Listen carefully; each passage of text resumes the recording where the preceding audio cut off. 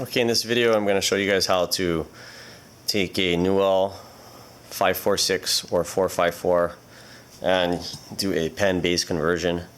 So this is a Penn base from a 4.0, and as you can tell they're the same width. And you can see it right there. One of the reasons why you may want to use this is it's cheap, it's readily available, and it allows the reel to sit lower to the pole, so you can cast better, you get a better grip on your thumb for casting because it has a lower profile. Another reason is if your aluminum base or graphite base is maybe cracked or needs replacing, and you want to use your stock bars, you like using your stock bars, you like your stock top bar, you don't want to change it out. This is a cheaper alternative than having to try and go on eBay and buy an actual base. This will cost you around 15 bucks versus something like this. You maybe end up paying double. And this is pretty strong. It's not going to crack and corrode like how the graphite or aluminum would. Okay, so what you're going to need is a screwdriver to take off the side plate screws, a chopstick or some sort of small wooden stick, a Sharpie, and a dremel with the cutting bit, the cutting saw. Okay. Prior to the video, to starting this video, I went ahead and I removed some of these side plate screws and unloosened them. I loosened them up. I mean, just go ahead and take all the side plate screws off both sides. Remove this one. You want all the side plate screws out. In case you're wondering, this handle I sell on my website at uluajunkies.com. This is a modified Shimano handle. It's a lot more comfortable than a stock handle. It's chrome plated, it's very comfortable. Great alternative to the Newell handles. And this is the upgrade drag stars. They're actually lighter than stock. They're angled, a little bit more ergonomic. They're made out of anodized aluminum. They come in different colors. I sell these as well. Okay, so take off your side plate. I went ahead and removed the screws from this one, so take this side plate off. Put that on the side. Take off your spool. So now you're left with your inner ring, base, and bars. So if you have a P-series reel, it's going to have one screw in the middle on both sides. If you have a graphite reel like a S or a G, you're probably going to have two screws that you're going to have to remove. So just go ahead and remove it. If you have a hard time removing these for some reason, maybe they're stuck, you haven't taken them out for a while and put grease, you can just use a pair of vice grips or pliers. And these bolt heads are quite thick and tall, so they're easy to grab onto and turn them if you need to turn them. But in this case it comes off easy, so we don't need to worry about that. Do the other side.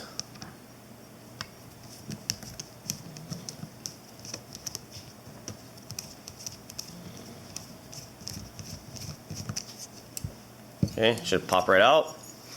So this is my stock base. As you can see here on this base, it's starting to get eaten away already from the salt water.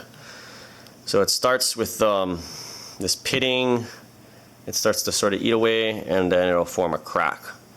So this is a stronger alternative if I don't want to choose a tip frame. Go ahead and pop it in there between the inner rings, and the holes line up perfectly with the two outer side plate holes. It doesn't use this necessarily, that inner hole, you don't need it.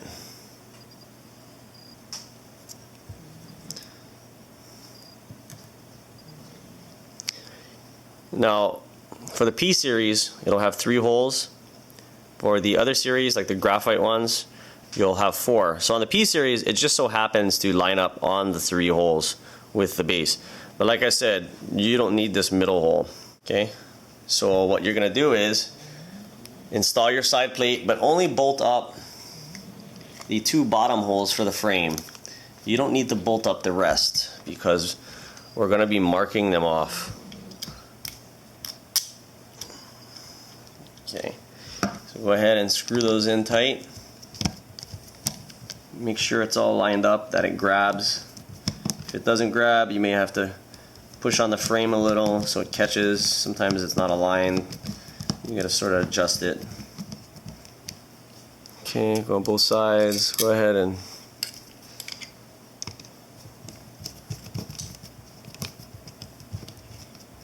so if it's not catching, like I said, you just do what I'm doing. Get your thumb and kind of pull it till it there we go, it caught.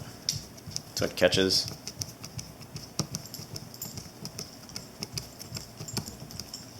Okay, so we got that side done. The two screws are installed. Now we're going to do the other side plate. So this works on 454s and 546 only. It won't work on any other reel. Let's see.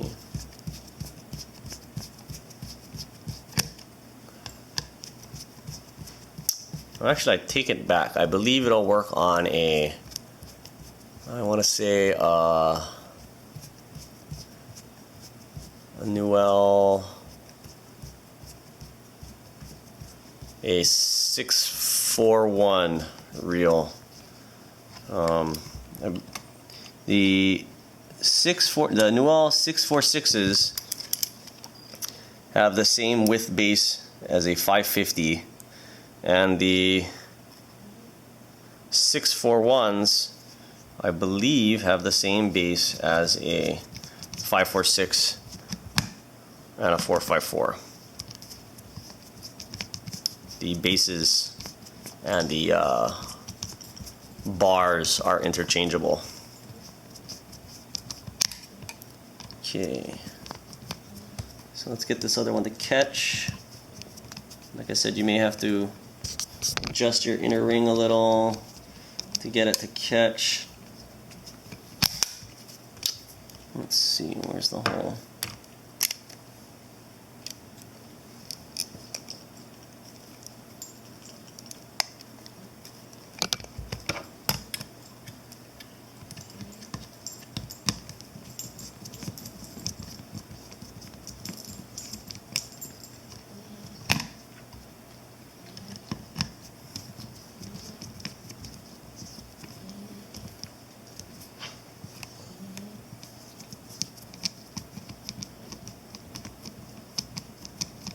Okay, so it's finally catching.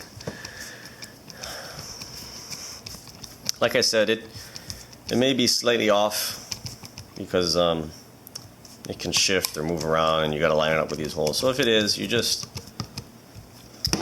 push it out or push it in with your fingers until you feel the screw catch the thread, and then you'll be good to go. Let's move some of this stuff out.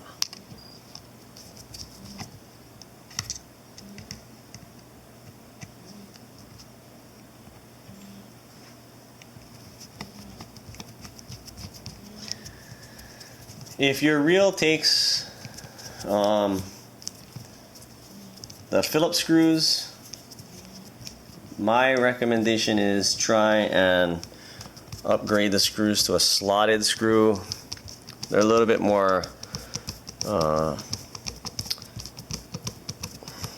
guess they tend not to strip as easily as the Phillips. So if your screw looks like this, it's the Phillips, that crosshead looking thing.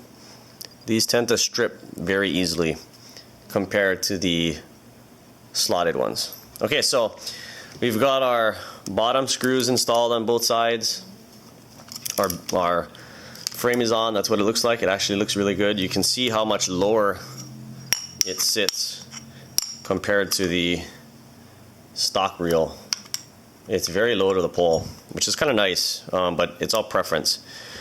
What we're gonna have to do now, before we go ahead and finish everything up, the screw heads on the inside, they stick out, and you don't want that because it's gonna go ahead, it's gonna rub the line, it's gonna catch the line and screw things up. So we gotta mark this off. You can see how they're sticking out here. There's the other one. You can see them on the bottom there. So we gotta cut these with the Dremel. This is where you're gonna get your chopstick or anything else to mark off on. Right, you're gonna put your reel down. You're gonna get your chopstick and you're gonna go ahead, split it in two, and you're going to mark off a line. I don't know if you can see that, where the screw head ends. Okay, so I've got my line there, and this is where the screw head ends. So what I'm going to do from there is I would take this, get a piece of tape where I can mark with a Sharpie on the screw itself, like that, you can see, and I would mark on the screw where to cut. Okay, so you just need to mark one. So one for the handle side, take your other chopstick, and then do one for the clicker side. Okay, so just put it in like so against the screw and mark where the screw ends. Okay, so for the clicker side, that's my marking. So I would take the screw that I take out. I'm going to go ahead and mark over here where the chopstick ends.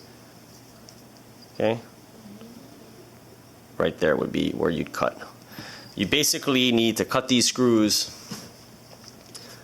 flush with the frame so that no threads are sticking out past this frame. So you need to have these things flush. So you can see the screw there sticking out and the screw there sticking out. So we need to cut these so it's flush. We don't want no threads sticking out. So the next step is I'm going to remove all four of these screws.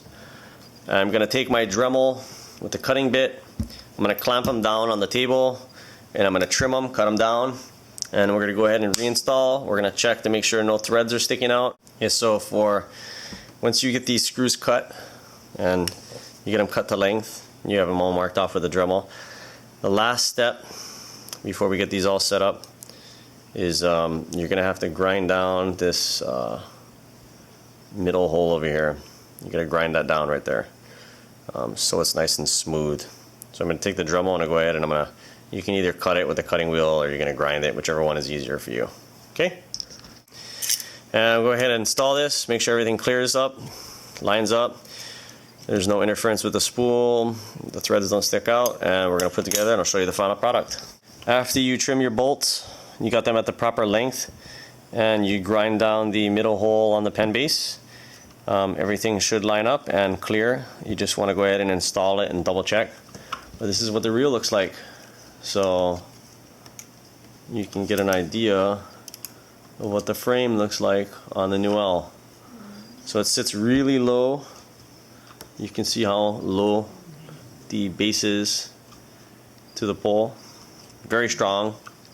You want to look in there, make sure your screws aren't sticking out, make sure that middle hole isn't rubbing against your spool. Give it some goes, some cranks, so it's nice and smooth, and that's it. That's how you do your Penn base conversion for your Newell 546 or 454. Okay, thanks a lot. Hope you enjoyed this video.